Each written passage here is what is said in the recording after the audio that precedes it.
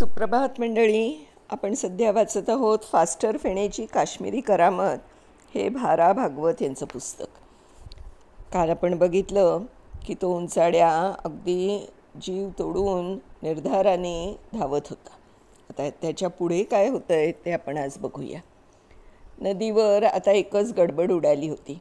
पाण्यात आंघोळीसाठी आणि कपडे धुण्यासाठी आलेले लोक आपली कामं टाकून धावा मारून अगदी किनाऱ्यावर चढले होते. पण त्यांच्यापैकी कोणीही त्या माणसाला अडवू शकलं नव्हतं. उलट एकमेकांच्या पायात कडमडून आणि मध्येच आडवे येऊन त्यांनी त्या हवालदारांची मात्र कुचंबणा केली होती. हट जाओ, मरना है तुम्हें, बाजू हो जाओ, एक हवालदार ओरडला. पण लोक बाजूला हटण्यात आणखी वेळ गेला. तेवढ्यात उंचाडा माणूस कमानीच्या भिंतीआड झाला होता. तोंडानं शिव्या हसडीत आणि एका हातानं लोकांना बाजूला सरीत, कारण दुसऱ्या हातात बंदूक होती ना, मोठमोठ्या खडकांवरून उड्यांची कसरत करीत दोघे हवालदार कमानीकडे निघाले. कमानीच्या भिंतीवर पाण्याचा लोंढा आपटत होता. त्याचा खळबळाट अकस्मात त्यांच्या कानात शिरला. सारा प्रकार फारच द्रुतगतीने घडत होता आणि लोकांच्या आरडाओरडीमुळे त्याला पार्श्वध्वनीचीही जोरदार साथ मिळत होती. त्यामुळे अनवर देखील उठून बसला. जीपच्या खिडकीतून त्यानं नदीकडं पाहिलं, पण त्याला काही दिसलं नाही. माली मुळी जीपमधून उतरलीच आणि नदीकाठच्या कड्यावर जाऊन उभी राहिली. तिच्या हातात पोलिसांची छोटी दुर्बीण होती. तिनं ती नदीपात्रात घडत असलेली घटना बाल्कनीतून सिनेमा पाहावा तशी पाहिली. उंचाड्या हेरानं पुलाची कमान गाठली होती. भिंतीच्या आड होऊन तिथल्या धोंड्याच्या गर्दीत तो खाली वाकला होता. आई गो, माली किंचाळली. उंचाडा हाताने काय करीत असेल हे तिला दिसत नव्हतं, पण ती कल्पना करू शकत होती. तो कमानी मग खाली फ्यूज ठेवीत होता, स्फोटक दारूची फ्यूज. मालीच्या अंगावर सरसरून काटा उभा राहिला. मारा त्याला, मारा कोणीतरी, व ब्रिज को उडा देत आहे. हेही तिनं सांगण्याची गरज नव्हती खरं तर. इन्स्पेक्टर ओमप्रकाश यांनी ते पाहिलं होतं आणि हवालदाराकडून हिसकून घेतलेली बंदूक त्यांनी रोखली होती. उंचाडा आता वाळवंटातल्या कॉन्स्टेबल जोडीच्या दृष्टीआड झालेला असला तरी चढणीवर उभ्या असलेल्या इन्स्पेक्टर साहेबांना तो चांगला दिसत होता. त्यांच्या बंदुकीच्या टप्प्यातच होता तो, आणि तरी पुन्हा माशी शिंकली. बंदुकीचा छाप ते ओढणार इतक्यात दुसरीच काहीतरी घटना घडली आणि त्यांचं बोट थबकलं. पुलाच्या कमानीखाली पलीकडच्या बाजूनं बेसुमार वेगानं कोणीतरी धावत येत असलेलं त्यांना दिसलं.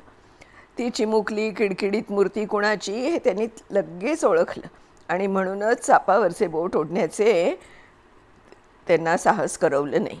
माय गॉड, फास्टर फेणे? होय, तो फास्टर फेणेच होता. तुफान वेगानं दौडत तो कमानीकडे आला होता. त्यानं ही उंचाड्याची दुष्टकृती पाहिली होती आणि आपल्या दणकलेल्या मणक्यांची किंवा तडकलेल्या तंगड्यांची पर्वा न करता तो कांगारूसारखा टांगा टाकीत येत होता. बन्या, कड्यावर उभा असलेल्या मालीनं दबलेल्या ओठातून उद्गार काढला. काय करणार होता बन्या उर्फ फास्टर फेणे? कुणास ठाऊक. त्याचं त्याला तरी कुठे माहीत होतं. एखाद्या प्रचंड जात्यात धान्य दळलं जावं तसे अनंत पर्याय त्याच्या मेंदूत भरडून निघत होते. पिस्तूल आपल्यापाशी नाही, साधं गलोलसुद्धा नाही. लांबून कसं टिपायचं याला? नाही, आणखी पुढे जायलाच हवं. जरा पुढे जाऊन मग थांबू, वाकू, एखादा धोंडा उचलू आणि घालू त्याच्या टाळक्यात. नकोच, पण ते करवेल की नाही कोण जाणे. त्यापेक्षा असेच खूप खूप जवळ जाऊ. मागं वळून पाहिल्याशिवाय काही आपण त्याला दिसणार नाही आणि त्याचं सारं लक्ष हातातल्या कामाकडे आणि पुढ्यातल्या पोलिसाकडे आहे. त्यामुळे तो मागे वळून बघणारही नाही. आपण शेवटची उडी बेडूक उडी टाकू आणि त्याच्या मानेवर स्वार होऊ. मग परीक्षिताचा गळा जसा त्या तक्षकानं दाबला तसा त्याचा गळा दाबू. हे साप असेच आवळून मारले पाहिजेत. अरेच्चा, दृष्टांत चुकला जरासा. गळा आवळणारा तक्षक सापच होता नाही का? अरे पण हे काय? डॅम, तो उठला आणि पळाला. खाली डोकं घालून पाण्यात सूर मारावा तसं कुठे चालला ह्या जमिनीवरून? एखाद्या धोंड्यावर डोचकं आपटलं म्हणजे अरेच्चा, हातात वायर आहे नाही का? आय मस्ट स्टॉप हिम. हे वाचायला तुम्हाला जितका वेळ लागला असेल त्याच्या शतांश वेळात विचारांच्या या फैरी बन्याच्या डोक्यात झडल्या होत्या.